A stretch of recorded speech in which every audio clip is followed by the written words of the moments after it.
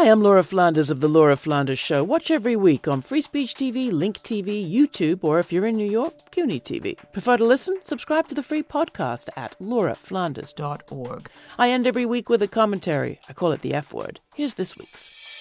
It's that time of year again when we're encouraged to celebrate Black and soon it'll be Women's History Month. The time when people like me ask, what about the rest of the year? This season, Black History Month's coinciding with the start of the presidential primaries. On the Democratic side, we're already seeing journalists stretching for their pencils to divvy the candidates up. So far, the main divides they've identified seem to stem from which of the contenders lead with race and gender justice and which want to sock it to the corporations. But those social versus economic distinctions aren't going to last for long when every last Democrat, for all of their faults, is a civil rights paragon in contrast to the Klan-endorsed guy in the White House. No, this primary campaign is not going to be about where Democrats stand on things like abortion and marriage and voting rights, but rather where they stand on property rights and public ownership and workplace democracy and taxes. Much as they're out of practice, journalists are just going to have to grapple with economics. So far, that's not gotten more granular than asking candidates if they call themselves Democratic Socialists. They're going to have to do better than that.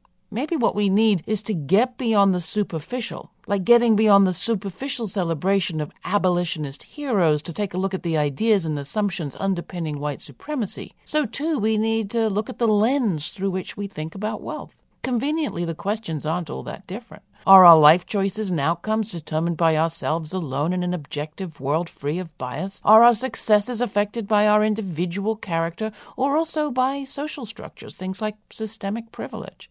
If the former, a few reforms will do. If the latter, we need to shake things up. Donald Trump's already throwing around invective about socialism.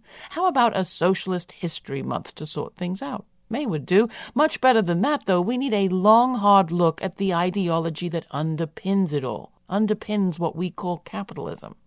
On that, like it or not, the clock is quite clearly ticking. If we have to have such a long campaign season, let's make it a season of great debates. Till the next time, stay strong, stay curious, and thanks for listening. I'm Laura Flanders.